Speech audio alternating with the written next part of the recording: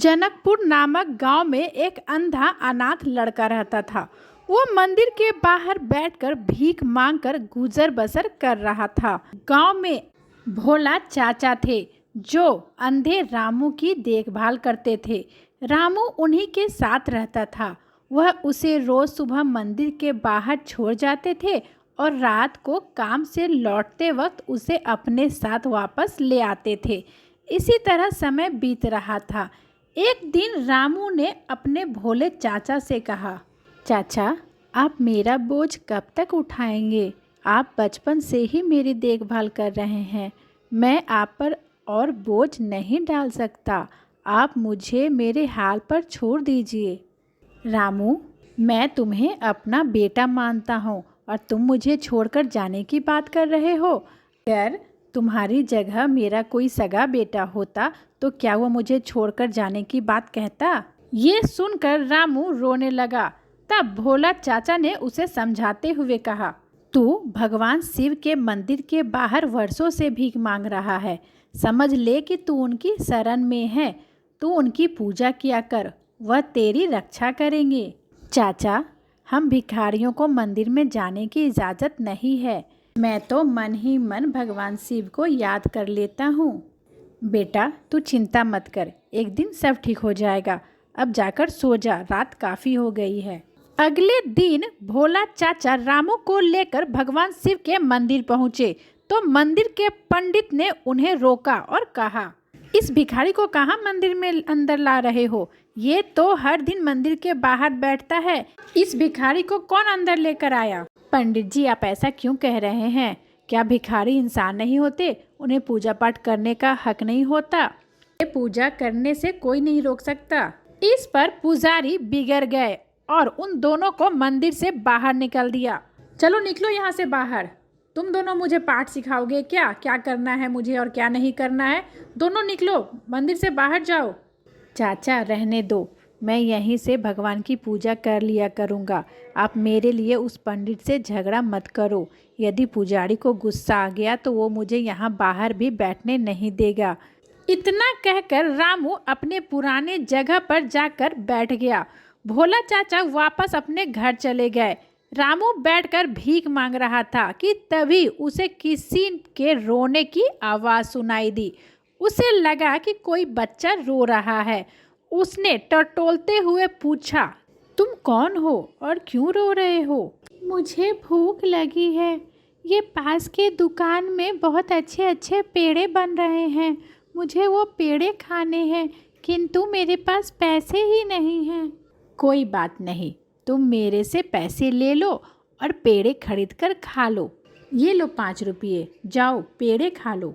वैसे तुम्हारा नाम क्या है? मेरा नाम शिवा है। यहाँ पास में ही मेरा घर है।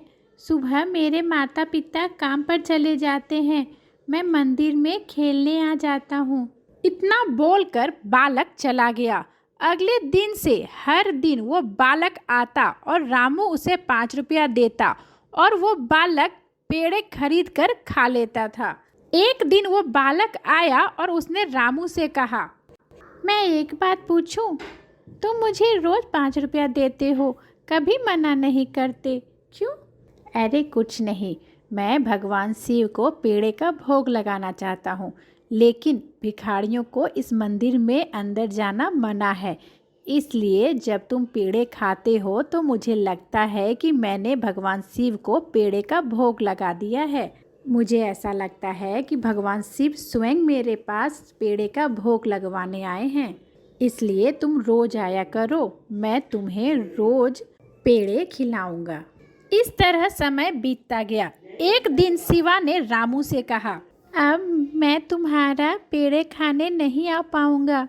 मेरे माता पिता दूसरे गांव जा रहे हैं, इसलिए मैं अब तुम्हारे पेड़े नहीं खा पाऊंगा। शिवा, तुम कहाँ जा रहे हो? मैं तुम्हारे बिना नहीं रह सकता। जब भी मैं तुम्हें 5 रुपया देता हूँ तो मुझे लगता है कि मैं स्वयं भगवान शिव के बाल रूप को पेड़े खिला रहा हूँ। तुम मुझे छोड़कर मत जाना, नहीं तो मैं जिंदा नहीं रहूँगा। अच्छा ठीक है, तुम मेरे साथ मेरे घर चलो। मेरे माता पिता से बात कर लेना। अगर वो मान गए तो मैं रोज तुम्हारे पेड़े खाने आता रहूँगा। रामू शिवा के कहने पर उसके साथ चलने लगा। काफ़ी दूर चलने के बाद रामू ने कहा, शिवा, लगता है हम लोग काफ़ी दूर आ गए हैं। तुम्हारा घर कहाँ है? बस हम लोग पहुँचने ही वाले हैं। कुछ दूर चलने के बाद रामू ने फिर पूछा, शिवा तुम्हारा घर कहाँ है? लेकिन रामू को कुछ उत्तर नहीं मिला। रामू ने पुकारा, शिवा शिवा तुम कहाँ हो? लेकिन कोई जवाब नहीं मिला। रामू घबरा गया। इतने में उसका पैर किसी पत्थर से टकरा गया और वो गिर पड़ा। के सिर में तेज दर्द होने लगा। वो उठा और उसने अपने आंखें खोलकर देखी तो उसके सामने स्वयं भगवान शिव खड़े थे। ये कुछ और नहीं बल्कि स्वयं भगवान शिव का ही चमत्कार था। उसकी आंखें वापस आ चुकी थी। तब भगवान शिव ने कहा, रामू, तुम्हें मंदिर में आने नहीं देते हैं ना, इसलिए मैं अपना भोग लेने रोज तुम्हारे पास आता था।